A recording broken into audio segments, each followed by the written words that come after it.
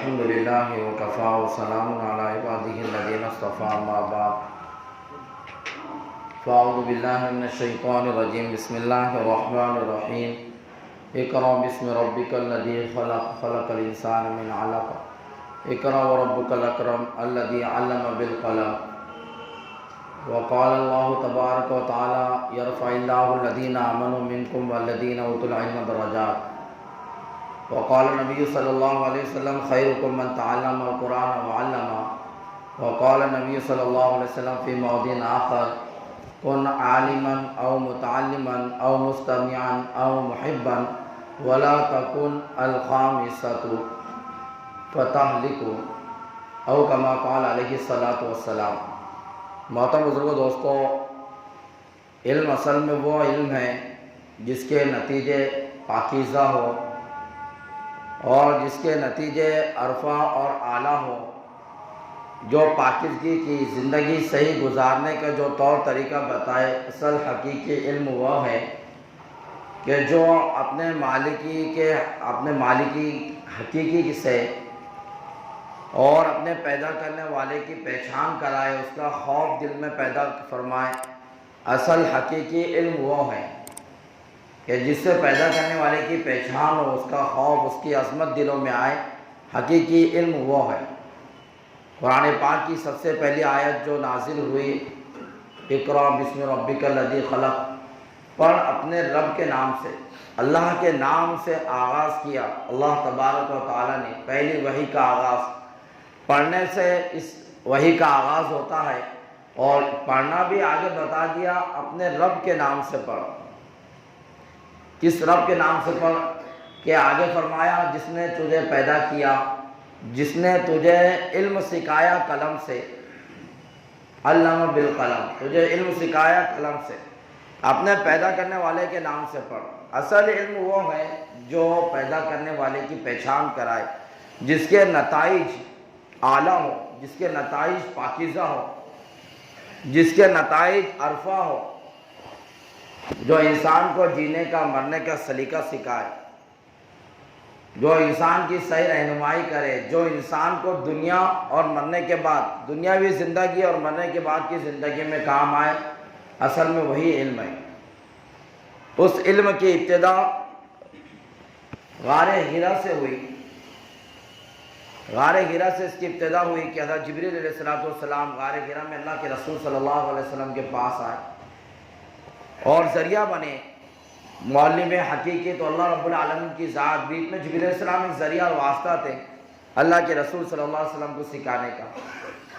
اور پھر اللہ کے رسول صلی اللہ علیہ وسلم نے دوسرے جو تعلیم کی درسگاہ جو شروع کی، وہ دار ارقم مکہ مکرمہ میں، اور تیسری درسگاہ آپ نے جو شروع کی وہ مدینہ منورہ میں صفہ کے نام سے، اور اس کے فارغین اور یہاں پر پڑھنے والوں کو اصحاب صفہ کے نام سے جانے لگا۔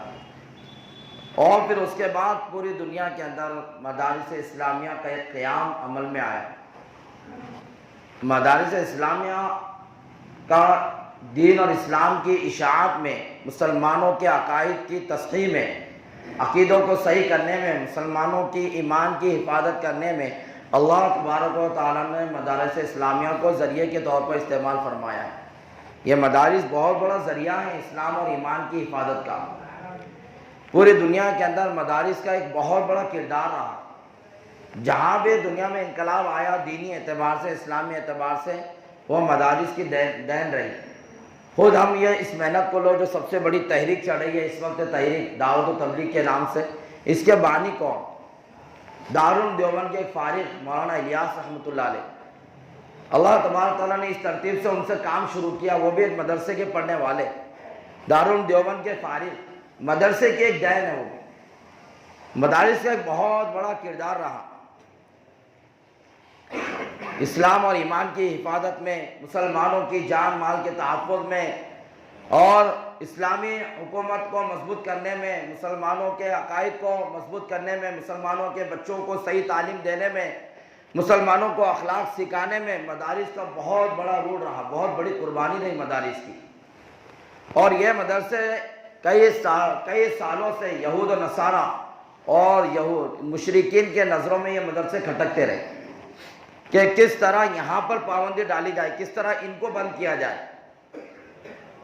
اور اس کے لیے علماء کا عوام کا رشتہ توڑنے کے لیے ناپاک سازشیں ہوتی رہی، جس میں کافی حد تک ان کو کامیابی ملی کہ یہ عوام علماء سے بدظن ہو جائے، یہ عوام علماء سے ٹوٹ جائے کہ ان کے پاس کوئی نبی موجود نہیں ہے، اب نبی کے وارث ہیں جو ان عوام کو صحیح راستہ اور صحیح رہنمائی کر سکتے گئے، ان کی صحیح رہنمائی کرنے والوں سے ان کا رشتہ ٹوٹ جائے، ان سے رابطہ ان کا ختم ہو جائے۔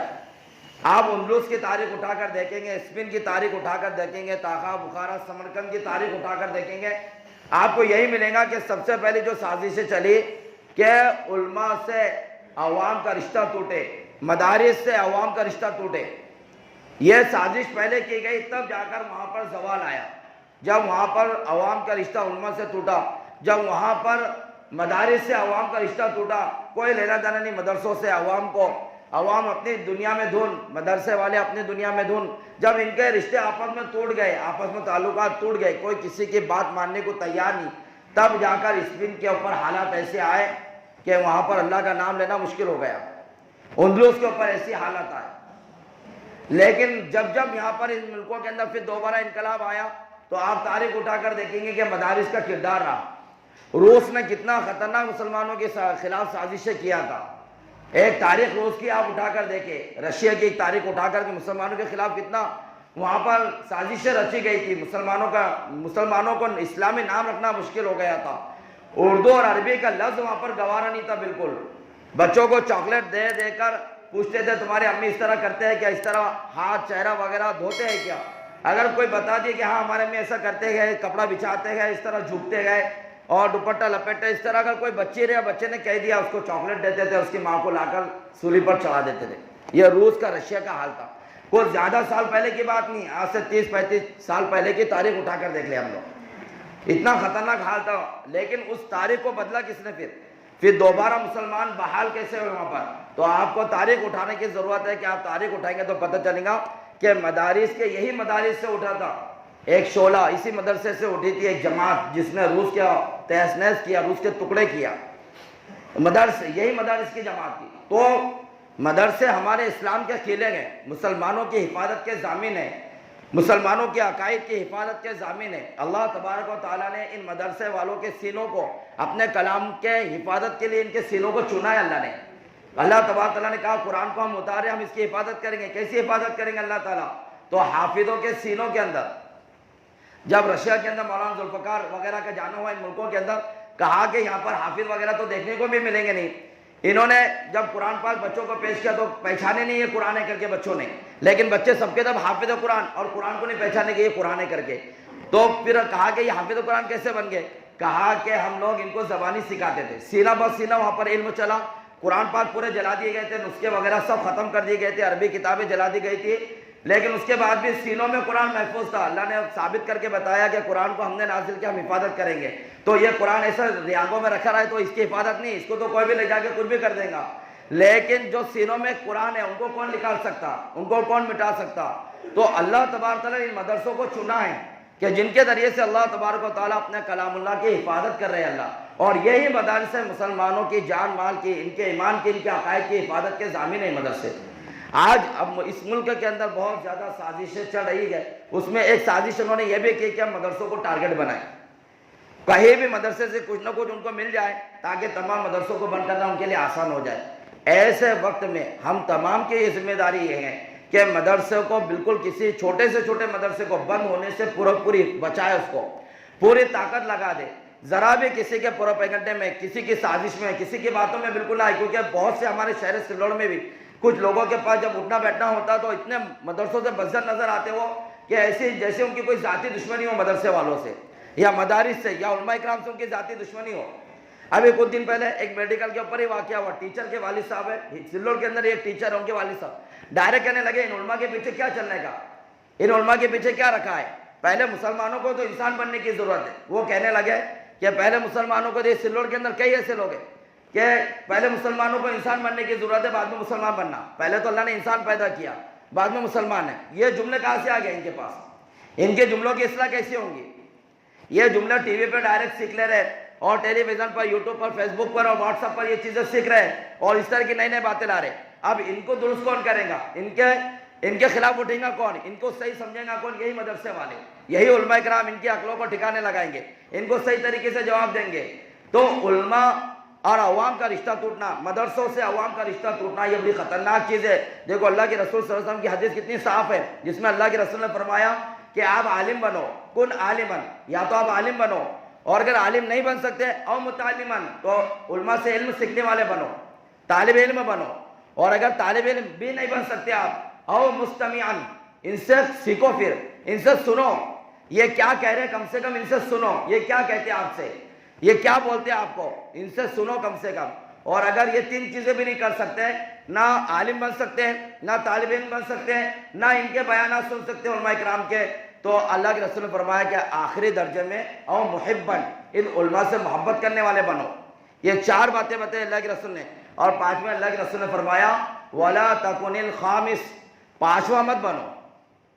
اگر پانچواں بن جائیں گے تو آگے اللہ کے رسول خود فرما رہے ہیں، بہقی شریف کی روایت ہے شعب الایمان، اس کی یہ روایت ہے، اس میں اللہ کے رسول فرما رہے ہیں کہ اگر آپ پانچویں بنیں گے، یعنی عالم بھی نہیں، متعلم بھی نہیں، طالب علم بھی نہیں، اور بیان سننے والے بھی نہیں، اور ان سے محبت کرنے والے بھی نہیں بن رہے، ان والوں سے محبت کرنے والے بھی نہیں بن رہے، تو پانچویں چیز کیا بنیں گے؟ بغض رکھنے والے. محبت کی ضد کیا ہے؟ ان سے بغض رکھنا، علماء سے بغض، علماء کے بارے میں دل میں نفرت، ان سے بدظنی علماء سے. تو پانچویں چیز اگر یہ چیزیں آ جائیں گی، اللہ کے رسول نے فرمایا تم ہلاک ہو جاؤ گے. یعنی مسلمانوں کی ہلاکت اللہ کے رسول نے بتائی علماء سے بغض کا رکھنا.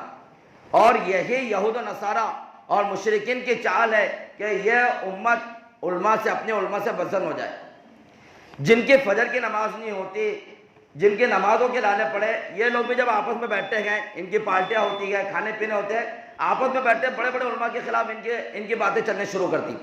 وہ صاحب ایسا کر رہے، وہ کالج کھول دیا انہوں نے ایسا کر دیا، ایسے پلاننگ آپس میں بیٹھ کے ایسے مشورے کرتے.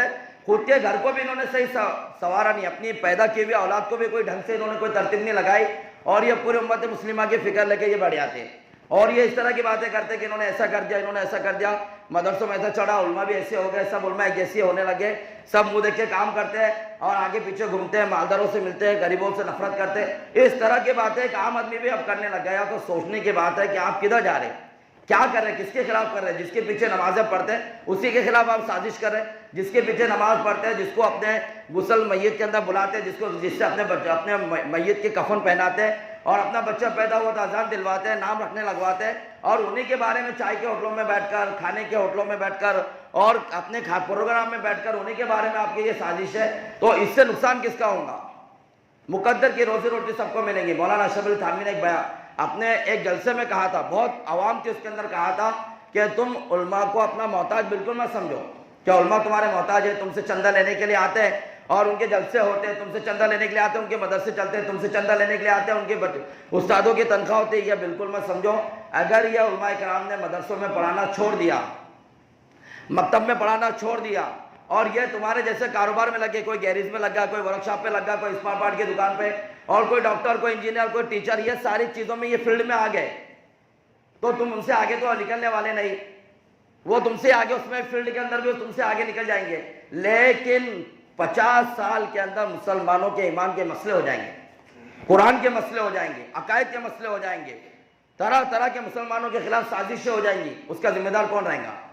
اس کے ذمہ دار وہ مسلمان رہیں گے جو مسلمان علماء سے، مدرسوں سے بغض رکھتے ہیں، جو علماء کے مدرسوں کی غیبتیں اور چغلیاں کرنے میں لگے ہوئے ہیں، وہ اس کے ذمہ دار رہیں گے. اس لیے ضرورت اس بات کی کہ مدرسوں کی آپ تاریخ اٹھا کر دیکھیں. ایسی تاریخ ہے کہ جس تاریخ سے یہ باطل پورا لرزتا ہے، کانپتا ہے، جس سے اسلام کو فخر ہوتا ہے. ایسے ہی مدرسوں کی تاریخ ہے. اس لیے مدرسوں کی تحفظ کی ہم پوری فکریں کریں، اور جب بھی مدرسوں کے خلاف کوئی بات اٹھے، پورے مسلمان ایک زبان ہو کر مدرسوں کی طرف سے حکومت کو بالکل کرارا جواب دینے کی کوشش کرے. ایسا نہ ہو کہ کسی سے انٹرویو لی جا رہا اور وہ کچھ انٹرویو میں کہے کہ ہاں بہت اچھا ہو رہا، کوئی کہے کہ ہاں بالکل ہونا چاہیے، بہت سارے یہ مدرسے تو بند ہونا چاہیے. اس طرح کی منافقانہ بات کسی کی زبان سے نہیں نکلنا چاہیے. اللہ تبارک و تعالیٰ کے نسل عمل توفیق عطا فرمائے.